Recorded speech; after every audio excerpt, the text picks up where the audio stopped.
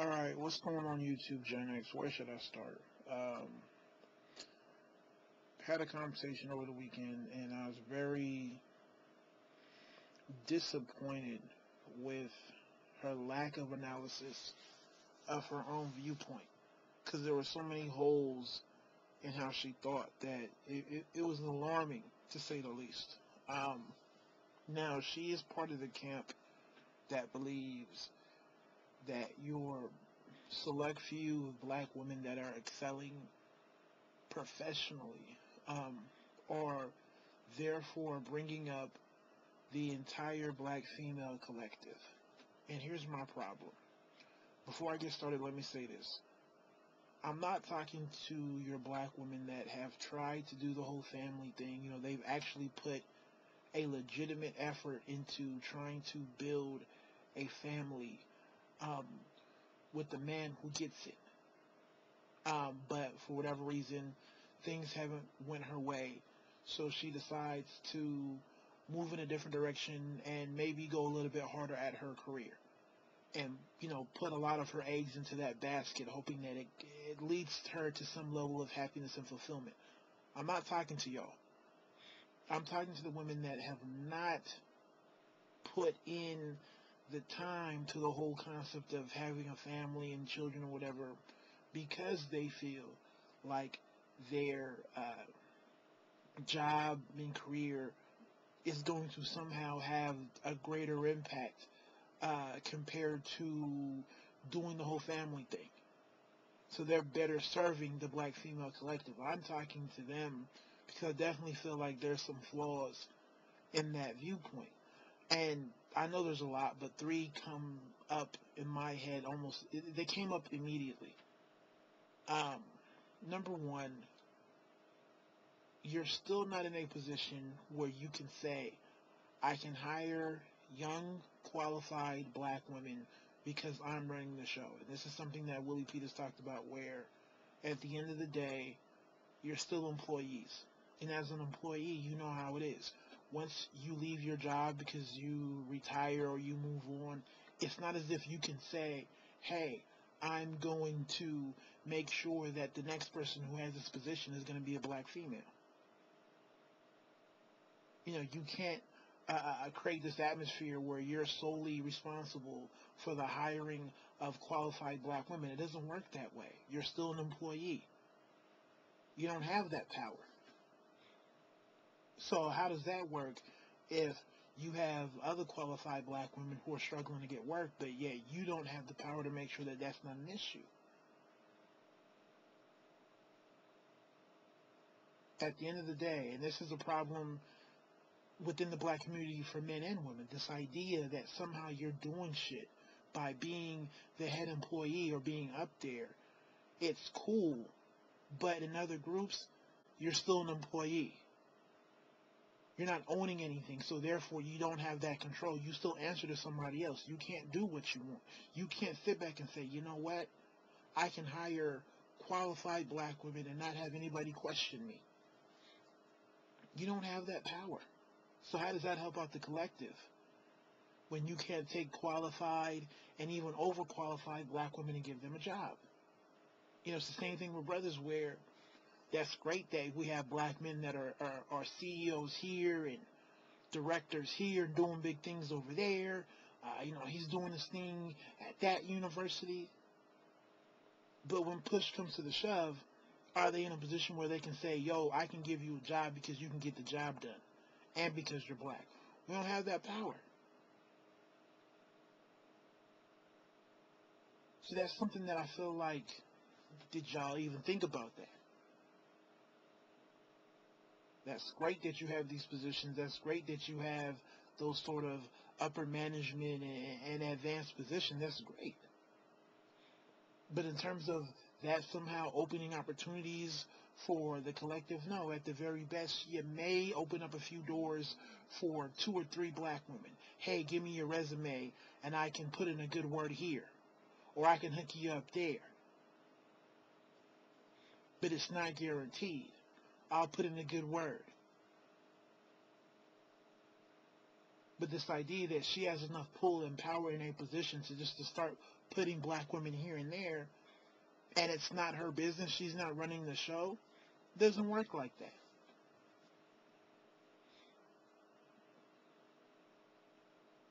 As Willie P said, he's not seeing black women running these, multinational, multi-million dollar businesses where they're here and there. A lot of y'all have 9 to 5s that pay you well, but you're still a 9 to 5 employee. Number two, the whole idea that you're going to be this role model in this template for black women who are predestined to be those sort of welfare queens and these sort of baby mamas because of the world they were born into. Me doing what I'm doing is going to serve as this example and this template that's going to help them rise above. And I'm sitting there and I'm like, well, you guys are here, right? We have Black Girls Rock and we have black women tapping themselves on the back, which I'm not saying they shouldn't do. But how has that worked when we still got more baby mamas and just more chicks who are relying upon the state, right? And the number seems to keep growing. So how's that worked so far? At the end of the day, y'all serve as motivators and role models, I hate to say it, but for black women that are already predestined to be successful because of their background, more than likely they come from two-parent homes. So it's not about Miss Professional influencing your chicks that are living in those sort of lower income city environments where it's looking like they're moving towards welfare and, having multiple kids or whatever. You're influencing the chicks that went to the college that you went to, or the chicks that belong to your sorority, or the younger girls who are in your professional society, where you're encouraging them to go further. Don't stop at your BA or your BS, get your master's. Don't stop at your master's, go get your PhD. That's what you're doing. So you're motivating women that are already on track to being successful. You're not reaching those sort of, this is where my life is going. I'm predestined to end up here. Especially when you want to look at the fact that, are you living by them? You talk about wanting a certain lifestyle and doing this and doing that. When are you guys ever interacting? It's like the Obama effect with black men, where certain folks want to act as if that's going to, Obama's going to stop brothers from living a life of crime and, selling drugs or saying fuck education or whatever. No. Sorry, it's not. At the very most, what is it going to do? Or what has Obama done, or what is he going to do? He's going to do nothing more than motivate the black men that, for whatever reason, are already on track to becoming successful. Hey, brother, don't stop at that position that's paying you $90K. Go get the position that's going to pay you $200K. Or don't stop because you're the director. Go set up your own company. That's what it's going to happen. Hey, don't stop at your master's. Go get your PhD. Go start your consulting firm on the side. That's what it is. I don't think Obama's going to do that sort of, man, because we got a black president, I'm going to stop selling drugs. Or I'm going to stop living this life of crime. Or I'm going to start to value my education and get my shit together academically. No. At the very least, for both black men and women, you may get a couple, don't get me wrong, but now we're getting into that lottery effect. Now we're getting into that sort of, the one guy out of a million that made it to the NBA or the NFL. We're getting into that type of conversation where you have exceptions to the rule, but that doesn't mean that that's the norm. Yes, it's happened. Yes, I'm sure there's been a couple of black women that have turned out to be great lawyers and doctors, even though they were predestined to be baby mamas or whatever, because they saw an older black chick graduate, or they saw her achieving, and that motivated her to rise above her conditions. Yeah, you'll get a couple. But what percentage? Like I said, at the end of the day, who are you guys motivating? the younger sorority girls. right? The younger students that are still in college, right? The college division of your professional development organization. That's what it is. That's who you're motivating. Chicks that are already on track to becoming successful. So for me, when I'm going off and I may be talking to younger black men, that's something that I'm aware of. I'm not necessarily talking to your brothers that may be living that life of crime or they're headed that way. I'm more so talking to brothers who are already on track, where it's about keeping them on that track and, trying to help them not settle and put themselves in a position where they can go further for a longer period of time. It is what it is. That's my effect. I know that. I understand that I'm not necessarily impacting brothers who are living a certain lifestyle that they were born into. That's just the reality. The third and final flaw in her line of thinking was this idea that somehow the financial gain that one has made over a lifetime and all the informational knowledge that they've built and all the values and convictions that they've developed is somehow passed on to the collective. No. Oprah's millions aren't going to somehow be transferred over to the black female collective. What's going to happen? Are you guys going to get a check? No. All the information that she had on, running her network and doing X, Y, and Z, is that going to be passed on to the next generation? Yes, there's going to be a couple of books. Don't get me wrong. But that's not necessarily passing on, right, what's going on in the same way, the father who's a plumber passes on direct knowledge to his son who's going to be a plumber. It's not going to happen like that. If Donald Trump dies, all his wealth isn't going to be passed on to the white collective where they're all going to benefit. No, his children and his grandchildren are going to benefit from that. That's how it's passed on. And that's how it's grown. Because then those kids are going to have kids. And those kids are going to have kids, and that's going to be passed on. But this idea that it's somehow going to magically spread itself out equally amongst the black female collective, come on. No.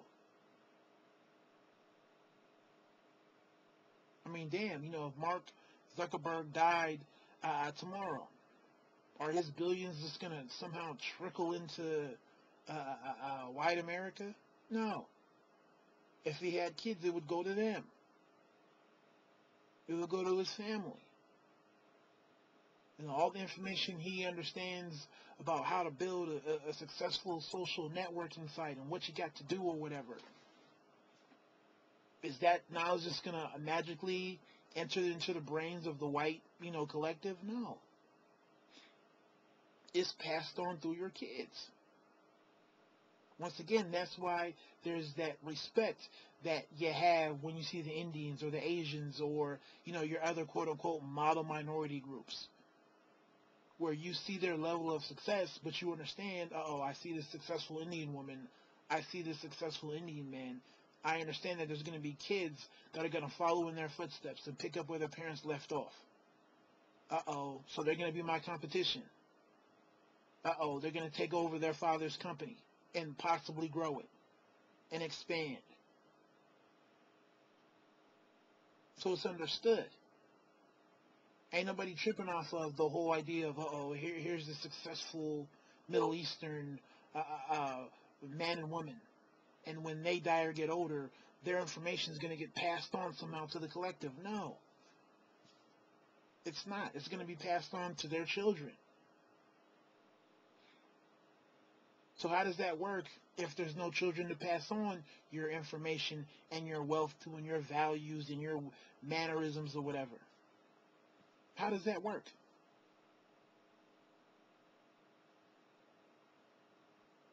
That's the issue. No one is trying to say that we don't need black men and women that are excelling professionally. No, not at all. But it's pointless if you're not passing that on. There's no fear. No one is fearful of your educated black men and women because they understand more than likely there ain't going to be no damn kids following in their footsteps. Uh-oh, here's Jamal and his wife. And we're worried about one day, they're having their 3 or 4 sons that are going to, or just sons and daughters that are going to one day and grow up and, continue what their parents are doing and grow it. So now we got competition. Shit, my sons are going to take over my law firm, and, Jerome's going to start his own law firm with his buddies, and his kids are going to take that over. Uh-oh, I have competition. Non-black folks aren't worried about competition from black folks. No, it is what it is. That's the problem. It's very annoying when you look at the ease in which other productive men have in terms of knowing that their women have a clear understanding that it's also about having kids to pass on the legacy. It's understood. But for brothers, we don't have it. You got chicks who just have kids with whoever. They don't have the background. They don't have the values or just the mannerisms that are appropriate. And then the ones that are quote-unquote supposed to have it are rethinking the whole idea of kids or this, that, and the third. We don't need it. It's about career. I don't know about motherhood. It's a fucking problem. It's very annoying.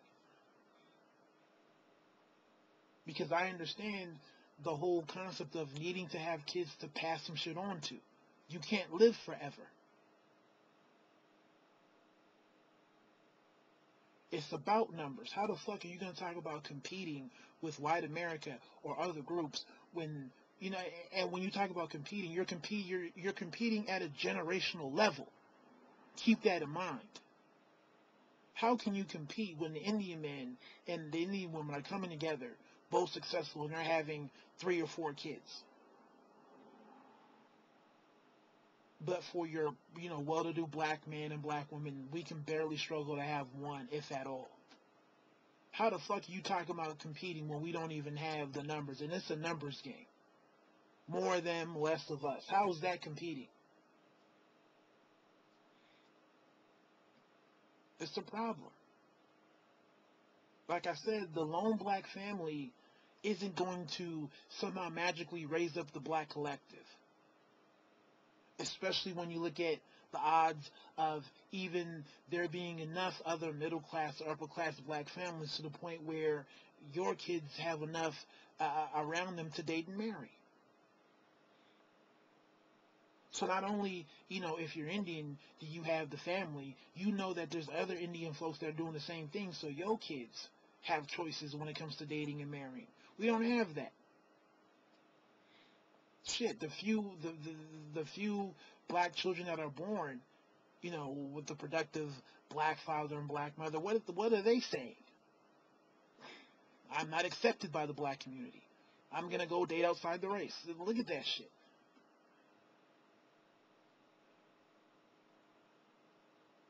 It is what it is. Major fucking problem.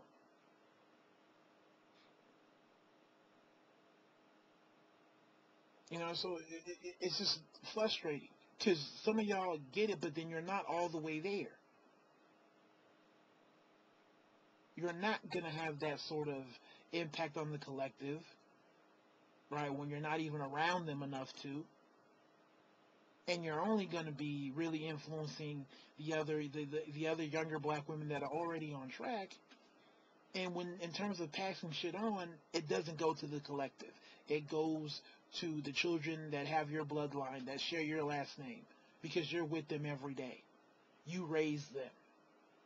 You spank them. You love them. You mentor them. You nurture them. You educate them. You provide for them. That's who you pass on your legacy to. But it's just alarming. When I had this conversation and she was so convinced that this is the proper course of action, And the whole concept of, motherhood and family, like, well, that's almost counterproductive.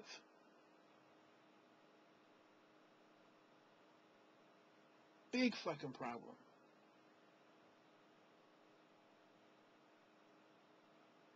And I'll end with this, going back to Oprah. Oprah passes away. Is her money going to go to the Black Female Collective? But just imagine if, Oprah was married. And I'm not saying that, she didn't try, but let's just imagine if Oprah did shit, where it's her and her black husband. They got 2 sons and 2 daughters.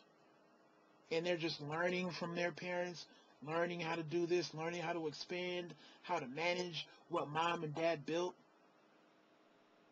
And look at that new bloodline, the Winfreys, doing what they have to do. We don't have that. Oh, but the Trumps have it, right? The Kennedys have it, and who knows, all the other rich, wealthy white families that just pass it on. They have it. And this is where it starts. No one is saying that, we're going to get to where they are in one generation, but it starts with a fundamental understanding. Both men and women have to work hard and achieve a certain level of success, have strong values, morals, convictions, or whatever, and it needs to be passed on to the next generation. So for me personally, I'm like, I got to have at least 3 kids. Because they're going to get everything that, me and the partner put together. And so they can pass that on. So if they have 3 kids, that's what, 12? No, that's 9. 9 grandchildren. Plus the 3 that we had. So that's 12. 12 black men and women that get it, who know what's going on, who have the proper culture. And then they're going to go off. And those, and then the 9 grandchildren, if they have 3 each, what's that, 27? So you see how it grows. But that's how it is. I mean, it's a fucking problem when the negative culture is getting installed in, young black boys and girls like it's a fucking factory. Just pumping them out. Like they're pumping out PlayStation 3s or iPhones. Just pumping them out.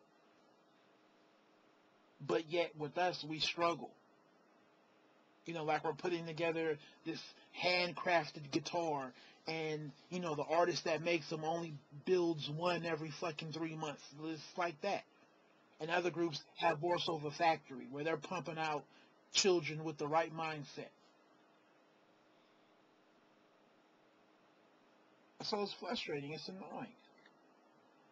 Especially when you want to look at your productive black men being raised with that whole mindset of, okay, I got to do what I have to do.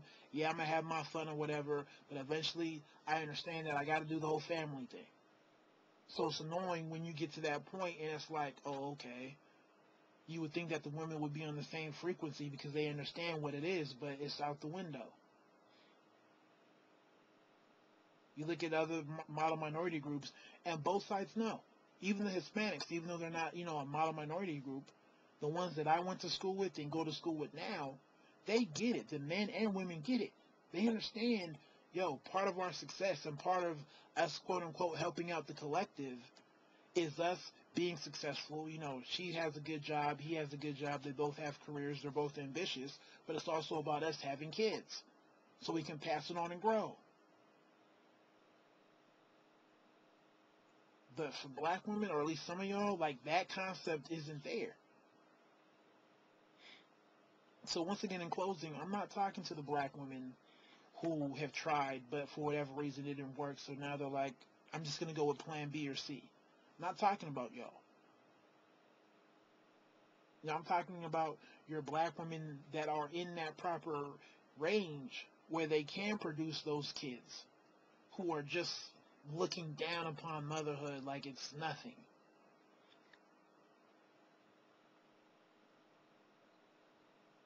And acting as if their job and career, which they can't turn into to be honest with you, positions for other qualified younger black women is somehow doing some shit.